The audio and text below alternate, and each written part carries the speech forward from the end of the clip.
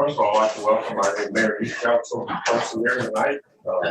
He's actually going to be attending our meetings and kind of report back to the school a little bit and maybe give us a little report a little bit later as to what the school's been doing, so we kind of keep an eye on everything. So first on the agenda is to approve the minutes.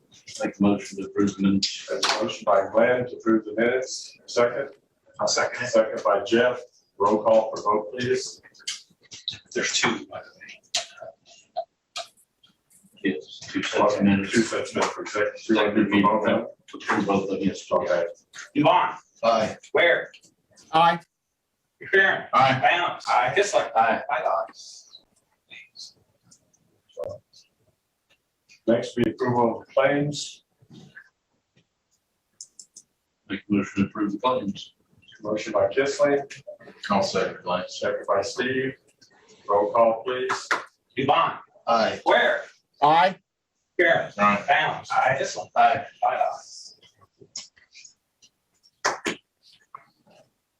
We're going to start with, let Max tell us a little bit about why he's here. Sure.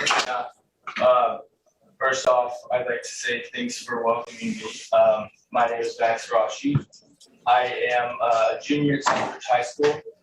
I've been on the Mayor's Youth Council now for 2 years. So my reason for joining Mayor's Youth Council was to learn more about what's going on in our community and to meet new faces in our local government. Obviously, it also looks good on college applications as well. So everybody knows this hasn't really been a normal year, and that's kind of been the same with the council. We haven't been able to do what we normally have in the past. One of those things was the Mayor's Youth Council Summit, where every council in Indiana met up in Franklin, and we all kind of got to meet each other and learn about what every other group was doing. And we unfortunately were not able to attend this year because it was canceled due to COVID-19. Another thing that our group has done in the past was create the name Progress Parkway, which was kind of our first big win. And so some of you may know Paige Kindle. She had an intern, I believe, last year for the city. She won Mayor's Youth Council President of the Year. So that was kind of another big accomplishment for our group. Currently, our group is putting together recognition baskets for the fire department as well as the police department, which will be given to them at an upcoming baseball game. We also are working towards designing the 4 entrance signs that you see coming into Honeymoon. One of them being a baseball theme, I believe, because of Lee Stadium. Another, like a Hollywood sign looking thing because of Car Rain and A League of Their Own. And then we haven't really come up with the other ideas yet. We thought maybe being like a basketball would be kind of good because of Memorial Gym and everything that's happened with that. So that's really all I have for today. But yeah. Thank you for that. Yeah, we met this morning again. They actually brought up about the signage again. It just so happens that we just met with Indiana University the day before yesterday. In regards to some signage coming into town things this time. So we're going to work in conjunction with their ideas as well as the ideas we have coming from our engineers, basically design 4th Street. Put something together to make sure we work together on this and kind of handle it. So I appreciate everything they're doing. And they did have a bake sale, by the way, at school 2 weeks ago. Yes. They over $350-something, I think, on the bake sale. So they're going to use that to kind of help put the baskets for appreciation. So it's a great thing. So We haven't really done anything like that before. So. good job. Good fundraiser. Yeah, good work. So, good work. So I think for reasons of fact, we have some guests here that want to say a few words this evening. I think we're going to move the agenda around a little bit. We'll let kind of them do their thing. If they want to do this, they will do that. So we'll start with Mike Richards. Mike, from Habitat, would you like to step over to the podium over there? And thanks for coming this evening. The floor is yours. All right. Cool. Good evening, everyone. Thank you again for allowing us to come here this evening. My name is Michael Richard. I'm the Executive Director of the Habitat for Humanity of Dubois County. And I've been here almost a year now, and it's been it's been an amazing journey to see someone go from potential homeowner to homeowner. And also here with me this evening is Amber Kellum. She is on our board of directors. She's a volunteer for the Habitat for Humanity, and she's over the family committee that helps our homeowners both on our build and then also our current and future homeowners. So among many other things that she does. So she'll have some information that she'll pass around, just a little bit of an overview of what we do here in the county here in a couple minutes. But just wanted to, is anyone here ever heard from, it was like the Habitat for Humanity of DuBois County? Okay. Just didn't want to see if you were already familiar. City of Huntingburg has been a very strong partner of Habitat for Humanity of DuBois County over the years. We started back in 1995, so we've been active in the county since then. And we started out as a volunteer committee as an outreach of St. Joseph's Church in Jasper, and then that has grown to nonprofit to cover the entire county in the time since. We have built 18 homes over that time frame, and we just completed our most recent home in January in Jasper of our 18th home. And we also operate our restore out by the DuBois County Fairgrounds. So while both are considered, a lot of people think that we're separate entities, we're not. We're all the same 501c nonprofit. And the restore really helps us by selling gently used home items, building materials, and stuff like that to fund our operations and our mission here in the county. With the Habitat, our overall mission is just to put God's love into action and to bring people together to build homes, communities, and hope. And that's really what we try to do. So sometimes there's a common misconception that we just give people houses, and that's really further from the truth. Whenever we partner with a family, there's three key things that we look for. There's the need for housing, so either they live in substandard housing or don't have housing. We have stories sometimes of people that apply to partner with us that there's 6 in a family living in a 1-bedroom home, and it breaks your heart. A lot of times people don't realize the level of those that live below the poverty line, but also right above the poverty line that keeps them out of receiving some assistance programs, but not enough to really truly be able to afford a home loan or even support themselves in a lot of other areas. But when we partner, they have to have the ability to pay. They also have to have a willingness to partner with us. So we have what's called sweat equity hours, where we put in over 300 hours towards their home build. So they're going to be there pretty much from the start to the end, building their home from the ground up. They're also going to be doing financial literacy courses where they learn budgeting, simple home maintenance, just planning for the future, things like that. And they'll also do volunteer hours out in their community. And then they'll have obviously the need. So whenever we open up our applications for building, we usually do 1 a year. We'd like to get up to 2 in the future, but we send those applications out and we collect those, and we just close our application process. So we're reviewing those right now, interviewing families, and then hopefully here in about the next 30 to 45 days, we'll have a family selected for our next home build. We build all over the county, most recently built in Jasper, but the last several homes before that we built in Huntingburg, and we probably will build in Huntingburg this fall. That's what we anticipate building down a couple blocks on 4th Street. So we also had last year a partnership with Vincennes University Jasper and Toca Valley CTE, where we had high school students from the county come and build the home from the start to the finish. And they had instructors from VU so they were earning credits in high school, and they were also earning credits from VU, and they were there 4 or 5 days a week. And it was really it was 6 of them, and they really got a lot out of it. So not only did that help us provide some, having a reliable set of volunteers there to help build, but they got to have hands-on experience building, and we had our dedication on a Sunday, and all 6 of them just wanted to show up on that Sunday because it meant a lot to them to look back on.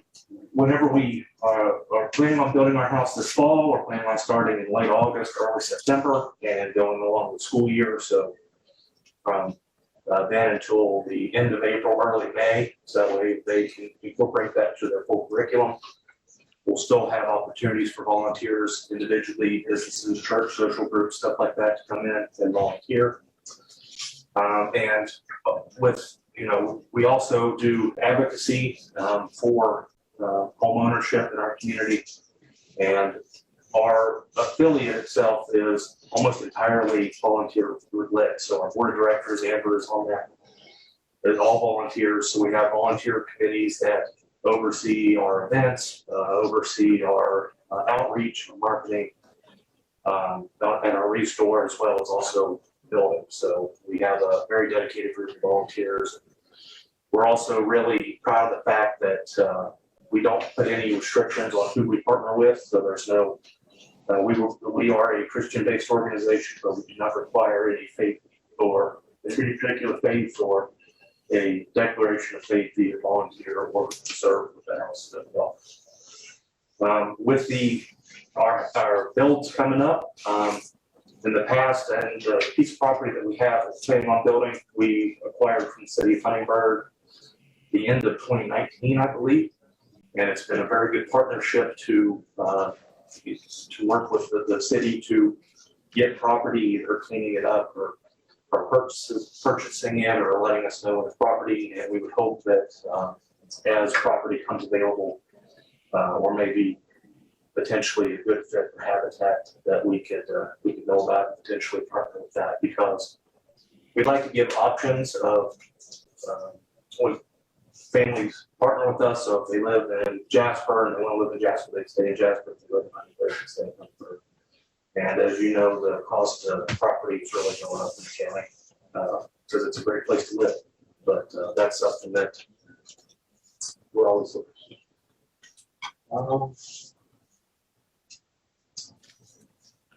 But whenever we do start our build, we will make sure that we invite everyone here. If you want to come out, just check it out. We'll have a dedication when it's done and what we call a groundbreaking ceremony when it starts. And so we get to know the homeowners once they're selected, see some rough designs of the houses. Is there any questions about what we do for our impact or anything like that? I have one. Sure. Are all of your projects new construction, or do you ever flip a home, or take an existing structure and remodel it? We almost all of ours are new builds, but that's something that we can do. We'd like to start offering more like critical repair opportunities. That takes fundraising and manpower and things like that. So we did like accessibility ramps and stuff like that, but there's a dedicated critical repair program for them habitat where, help fix roof and stuff like that. So just because we've not done it in the recent past doesn't mean that we couldn't do it in the future. So we're always looking at ways we can extend their capabilities. I have one question. This is Tim. How many homes in Huntingburg have you guys completed? Top of my head, I believe that we've built the most at Huntingburg. Don't hold me to an exact number, but at least 8 or 9. I was thinking about 10. Okay, I was just curious. Thank you.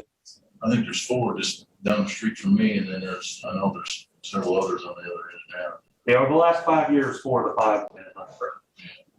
We've lost one that we don't own it, or it's not a habitat home anymore, but that's how the 3 behind the police station. One of them was, it was built that way. Yeah. And we do everything we can to, keep not only partner or help homeowners during the build, but after the build. But sometimes, families just outgrow the home. They have to move for work or things like that. And we don't penalize more than that. The mortgages that we offer are 0 interest. So we just really aren't making a profit on the homes. That money just goes right back to help it heal the future homes. Do you anticipate a serious cost change this year due to materials? Yes, our last home build, we have a very dedicated group of volunteers that help keep prices as close as possible. But if I don't know if you're familiar or not, but the cost of lumber and other building materials has went up even 30-40% over the last 2 months. So I was looking at your brochure here and I just said, I just. yeah, that's a big concern, and also property, you know.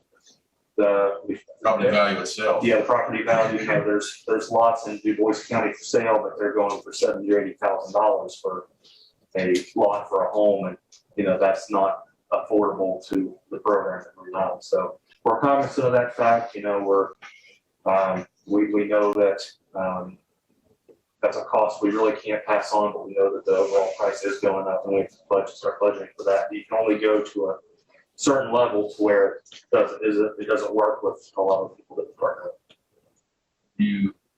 Has your need risen, or has your need been steady, or can you speak to that just briefly? Sure, yeah.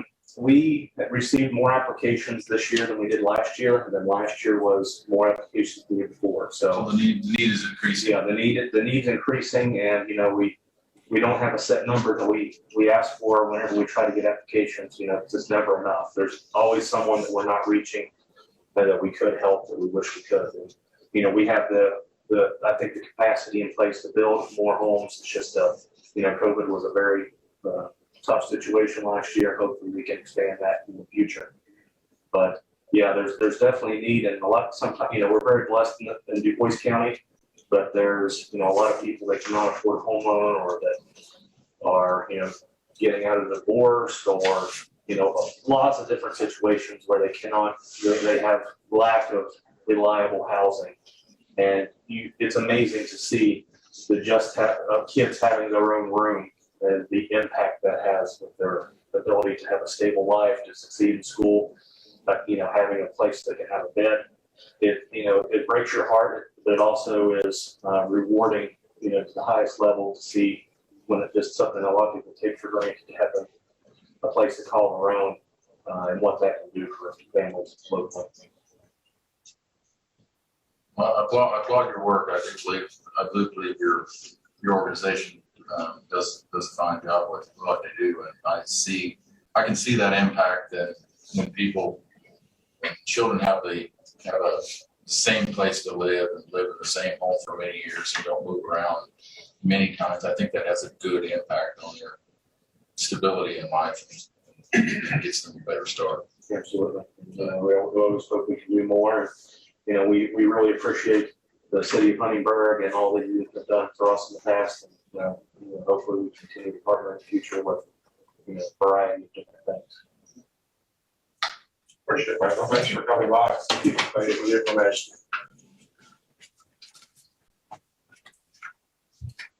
Let's jump down to Amy. Or go down to Amy, whatever you want to call it.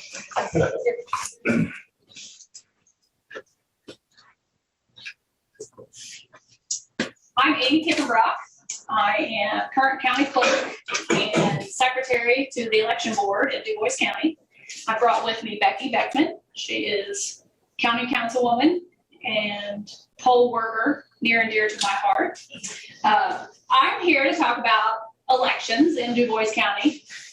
Recently, I proposed to our election board that we should become a vote center county. So my first and foremost education part of this process is, what does that even mean?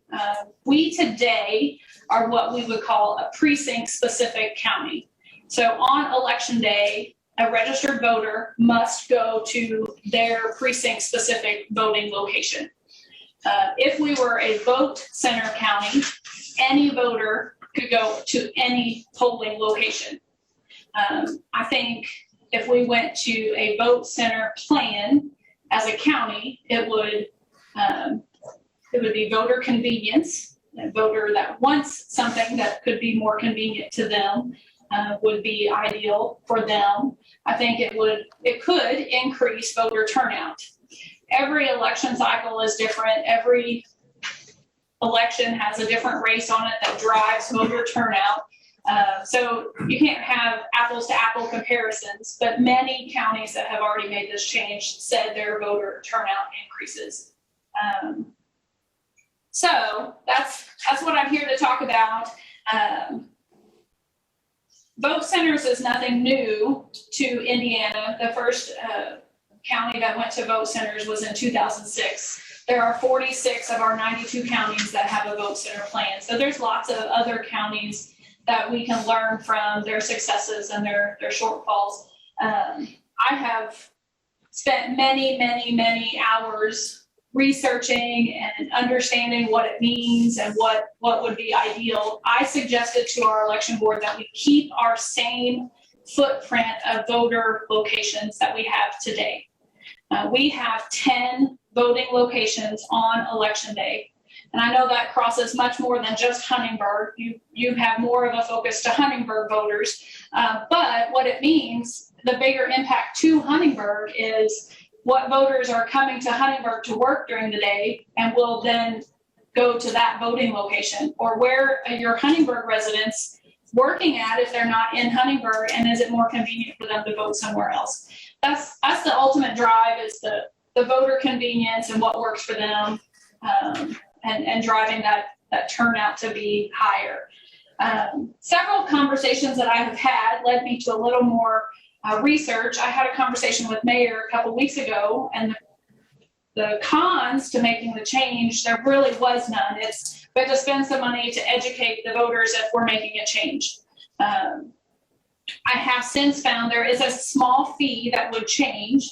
So currently in the municipality election cycle, the county runs the election for the cities, and then we can recap 75% of the fee from the city. So as an example, in 2019, in the November election, the county election board passed along an invoice to Huntingburg City for $3,971. If we were a vote center county, that number would have been increased by $700. So minimal dollars, but it is a difference. We would pass along 100% of the election costs to the city in a municipality cycle. Again, that's for every municipality that's voting in that cycle that gets to share that cost. So that's really the only downfall. What will it cost Huntingburg if we would make a change? Why am I here today? To educate you on what's going on and to gauge your feedback and your interest, if you think it's good for your voters, for what your thoughts might be on the subject. Do you have any comments or thoughts or questions? I have a couple questions, and so the municipal election cycle, currently, if you can only vote in Huntingburg if you're voting for Huntingburg municipal elections. So in the new system, will you be able to vote in Jasper? Yes. Even for the municipal? Yes. Okay. We wouldn't have, so today in a municipal election, let's just use the fall of 2019, we voted in Jasper, Ferdinand, Huntingburg, and Holland. We had open polling sites at those locations because those were the precincts that were voting. We would have those same locations open in the next municipality election, and any voter could go anywhere. So you could vote, if you worked in Jasper and you wanted to vote in the Huntingburg City election, You could still vote you could in vote Jasper. in Jasper on that election day. Yes. Just like if you vote early today. If you Yeah, vote you can. early today, any voter can go any location and you can get any of the precinct ballots on that machine. Would that be the same case with primaries? Yes. It changes the fee structure. The state election law, I cannot give you a reason why the county pays 25% of it in a precinct specific setup over a vote center setup. This is set by the state Yes. board of elections. Yes. Just curious of that. I've worked polling stations in the past, and I know there's always, every time there's been various people that come to the polling station and are confused about, well, I thought I could vote here because I work here, but then they have to run back to Jasper to some other location to vote. And I think anything we can do to make voting more convenient is going to help turnout. And that's what I think everybody is after. Accessibility. Yeah, yeah. So I think it'd be a great idea. I don't like that the city would have a bigger cost to do it, but I do think it would be a service to the citizens of Huntingburg, that a lot of them work outside of Huntingburg. And the ones that I feel sorry for are the ones that come in at 5:30, 5:40 and are in the wrong spot, and they can't get to their location in time before the polls. You are talking strings to my heart. Man, that is the exact reason that prompts me to want to ask for this change. Yeah. Somebody that works in another part of the county that just can't make it back, or maybe there's a lot of people that believe they just want to vote on election day. We have early voting options, and we do really well with that in this county. We're one of the counties that lead the state in our numbers for early voter turnout.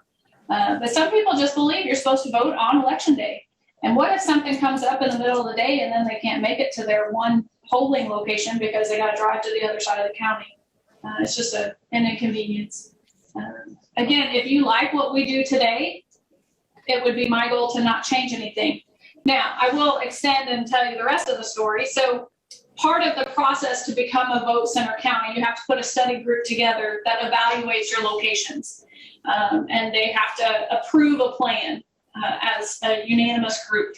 And we have a little bit of conversation about our current locations countywide, if we still need to have all 10 voting locations, or would it make sense to go less, by 2 or 3 maybe. Again, I have plenty of data that supports why we should keep our 10. There is a location in Jasper, we voted at the Havoc Center. We voted there last year because we previously had voted at the Armory. The Armory was a COVID testing site, so we moved from there. The Havoc Center works great for us, but it doesn't work great for them for us to keep coming back. So they would prefer us to either go back to the Armory or find another place to vote at. The Armory isn't great for internet service, and that's really important if you're a vote center, because your poll pads have to connect to the internet every 2 minutes. We do a good job of already connecting to the internet, but the Armory was always a little spotty because it's just a block building, and the hotspot had to be in a certain place to make sure that it connected. So we have to look for another place to replace the Havoc Center, if you will. If we stay as a precinct-specific location, we have plenty of options. But if we talk about vote center plan, it opens up the possibility for a different location, or do we close that? So there are some conversations about locations, which affects the rest of the voting locations, because if we close one, will one other be more popular, and could it drive more voters to that location? So we're very mindful of the amount of equipment we're moving around and what the needs would be at any one given location. So we will have a study committee put together, and we want to invite one person from your council to join us as we look at locations for the entire county and discuss how it may or may not affect. We're trying to find somebody from every school, corporation area. We have party chairs, we have election board members and poll workers, council, commissioners. We have several people from different avenues that have different input to give to the subject. So if any one of you would like to volunteer to come to a few meetings, we would love to have you. How many meetings do you think it will entail? I think 2 or 3. 2 or 3 is a good number, I think. This study group would have to evaluate the current locations, discuss why they do or don't work, and then present a plan back to the election board.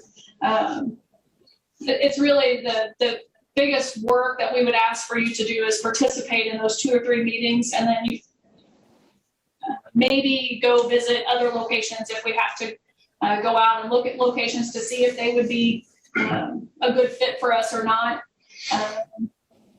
I really think 2 or 3 meetings over the next 60 to 90, 120 days. I don't think it's a huge commitment, but it does take a little bit of dedication to understand the voting process and why the different parts of it are important to this change. You need action on this tonight. No, I'll take a phone call tomorrow or whatever. Or later today. I'll take anybody that wants to volunteer. If I don't hear from anybody next week, I'll probably start calling individuals. I think there will be someone from the city council of Huntingburg that would gladly volunteer. Okay. It's probably the discussion we probably should Yeah, yeah. have to do that, but, is there anything else that you need from the council at all? No, You're looking for a volunteer to join the group and discuss how this may play out. yeah. I really, my biggest motivation for being here is to educate you. So as we go forward and talk about it, and people from the public have questions, as voters want to know what's happening and what change is going to affect them. So you feel like it's not something you're getting sideswiped on or you didn't understand before it came out. I think it's really important to get everybody on board. I think it's a win-win for our voters. I think it would make our elections even better. So that's really the biggest motive. And yeah, I'll take a volunteer at the end of the night. Amy, I think we talked about too the other day about making sure that obviously the people in Huntingburg want to make sure we still have our polling place here. Sure. I think that was under consideration. I would agree. Huntingburg is one of our bigger locations. Can Max go?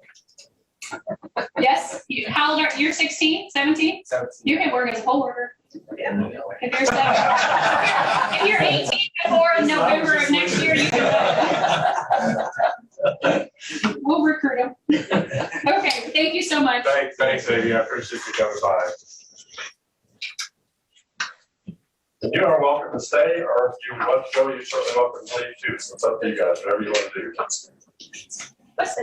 Okay. I'm curious. Sure.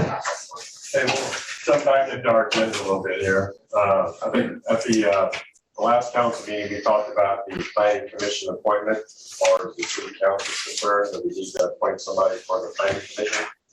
And I think there were a couple names brought up. So we basically really just need to decide who you all want to have on the planning commission and nominate him and vote on it and go from that standpoint. I think both of them would be good. I don't think there's any question about either one of them. I think they both do a very good job being on the planning commission. Whether or not one's better than the other, I can't answer that. So it's kind of up to you guys as far as, I don't know if you've had a chance to talk to everybody and meet with them and find out yourselves as to who you think you would be the best person. So I'll entertain whatever you guys want to do as far as that's concerned. So. Actually, it's important to know that you really have two appointments. One's a plan commission and one's a BCA. And Neither one of those guys is being the BCA. well, it's pretty complicated. Yeah. So your appointment to the plan commission has to be either elected or appointed official or an employee of the city to the plan commission. To the BZA, it has to be a citizen member who cannot be an elected or appointed official. Now, it could be an employee so long as he doesn't occupy an official position, such an official position is a position that is created by statute, like a superintendent of utilities, a superintendent of park board, park department, or an elected official, or another commission member that's created by statute. Those are appointed officials. And if there's elected officials, we don't know what those are. So in other words, On the BZA, you have one appointment that's vacant. It may not be an official who's elected or appointed. It could be an employee. could be an employee. Yeah. Okay. The definition of a citizen member is somebody who's not an elected or appointed state, federal, or municipal official.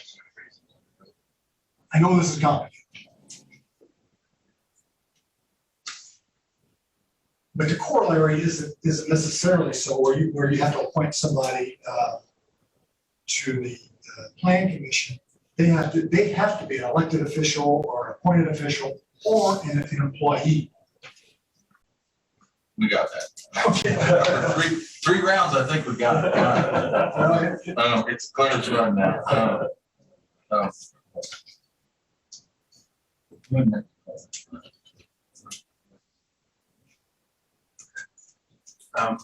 So regarding the planning commission appointment, I'd like to make a motion that we appoint Tyson Breedemeyer to the planning commission.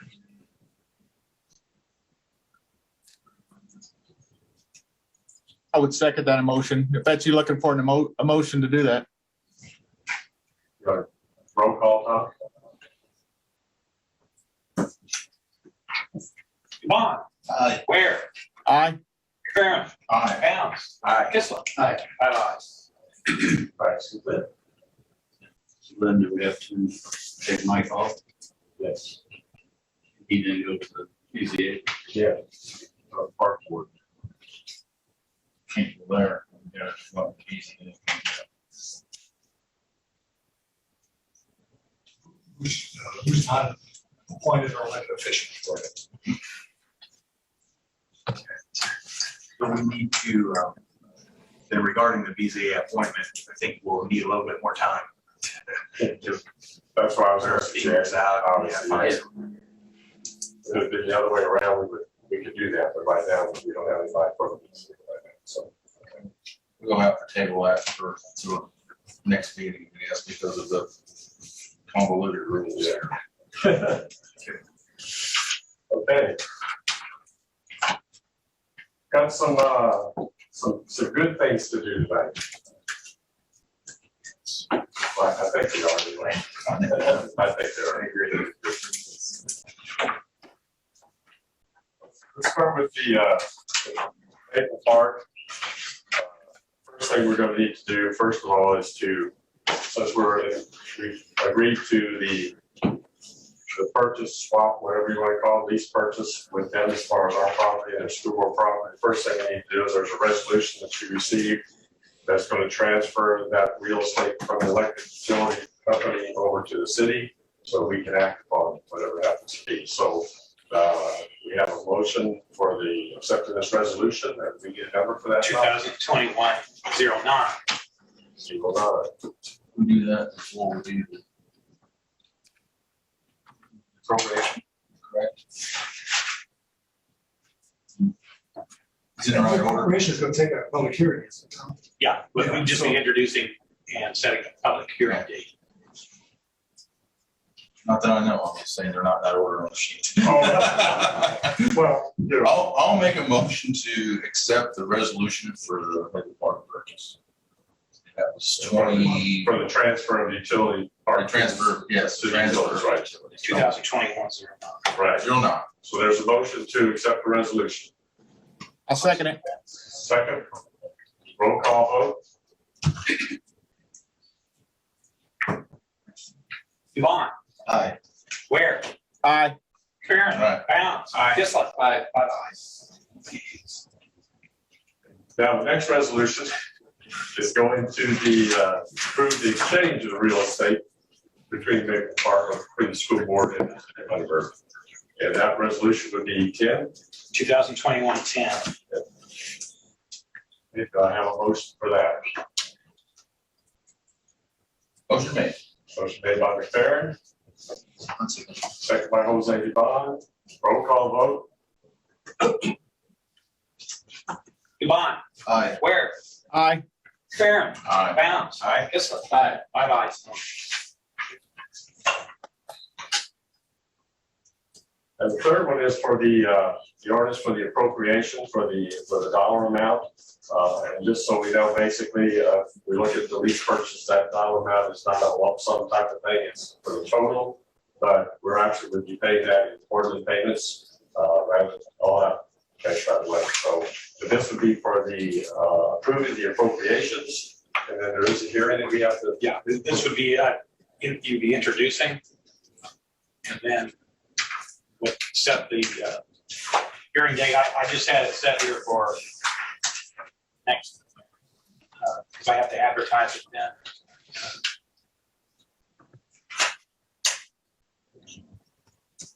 24th, 23rd, 24th. 10-day advertising. Or is that, what would that be, the 27th? What's that? Whatever the next Tuesday board is. Yeah, do you have enough time? 27th. Yes.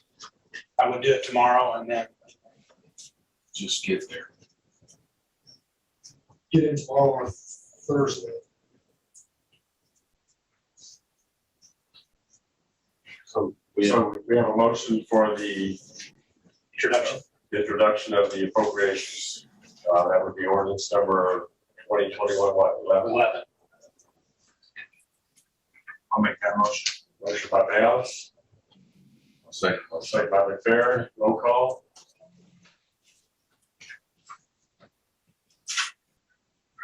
Yvonne. Aye. Ware. Aye. McFerrin. Aye. Bound. Aye. Kissling. Aye.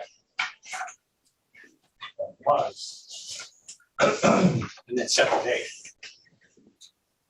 Make a motion to set the date for the hearing on April 27th, next council meeting. There's a motion by Kissling, set the date. I'll second. Second by Bounds. Roll call, please. Yvonne. Aye. Ware. Aye. McFerrin. Aye. Bound. Aye. Kissling. Aye. 5 ayes.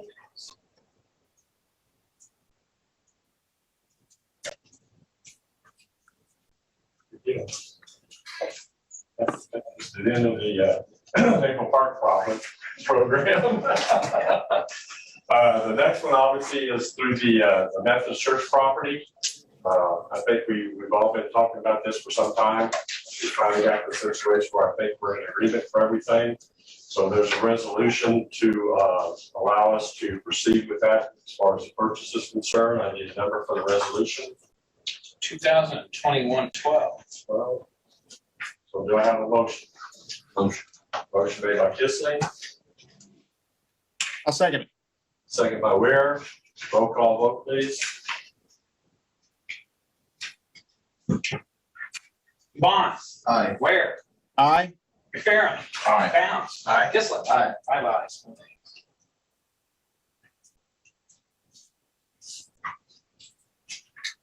That's all I got.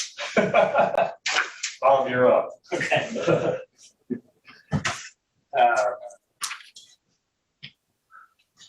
I gave you, we're expected to receive $1,290,000 for the American Rescue Plan. Half of it probably in May, 1st of June this year, and then half of it next year at the same time. What we need to do, which we need to put together a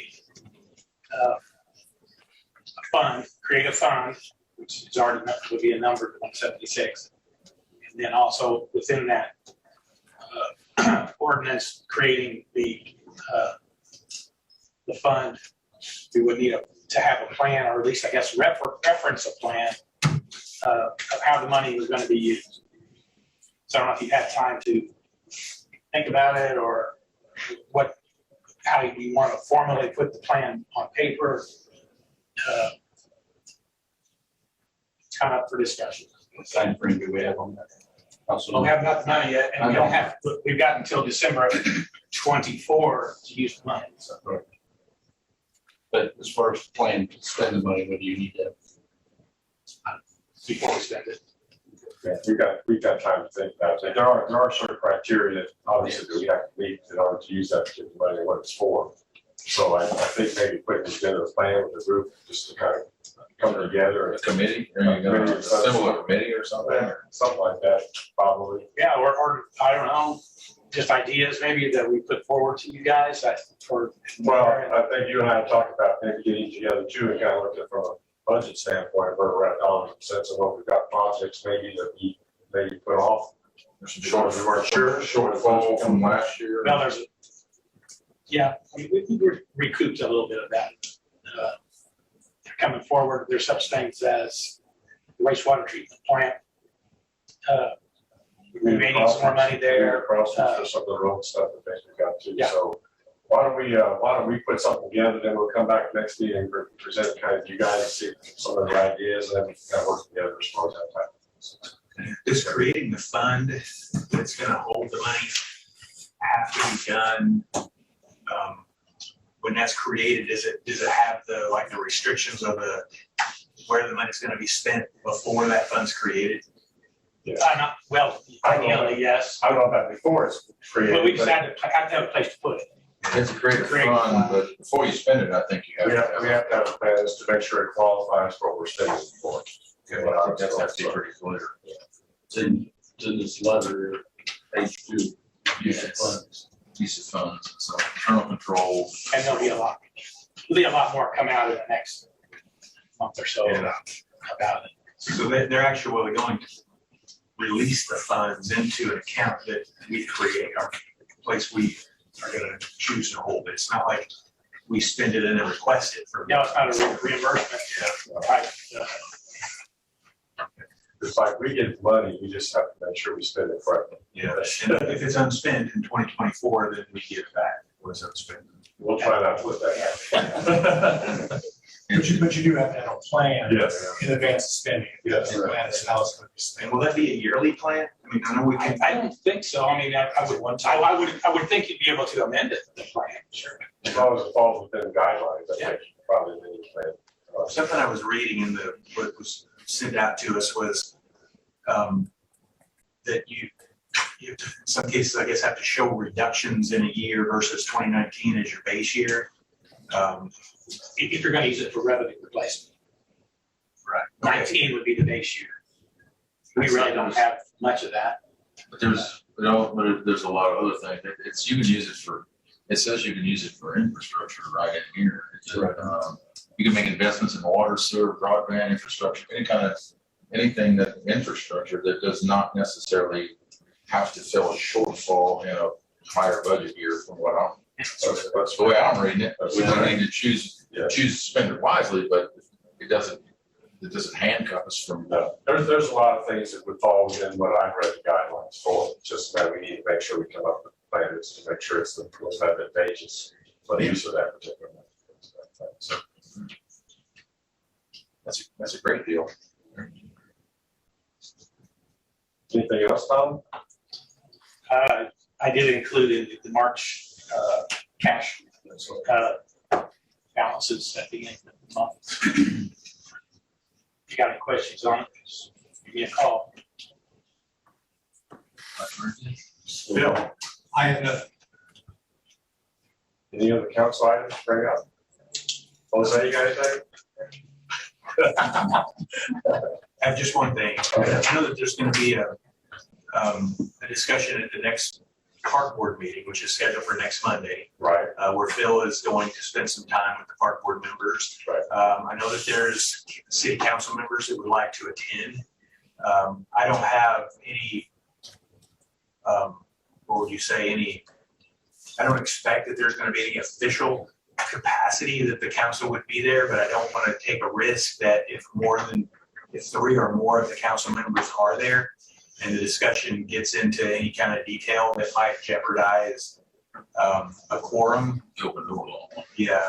So what I was hoping, Tom, is that maybe you could tell us how you could schedule that park board meeting in a way that would or get it announced publicly that you would just join. It just needs you say when, and we'll inform the media.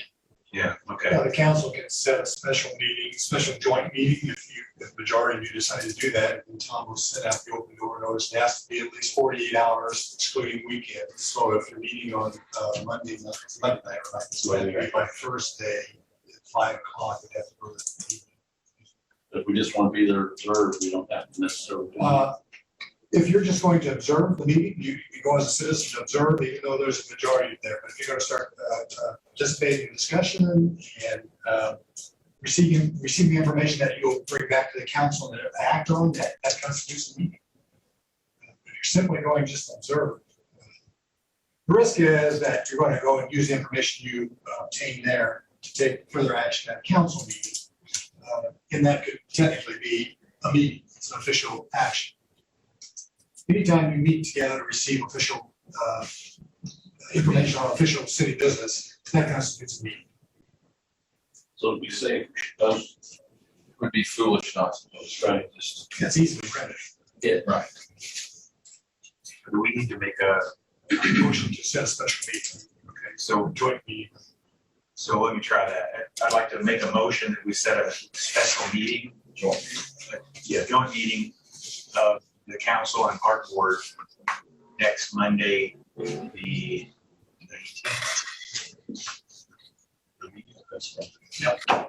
Yeah, 19th. At 5:45.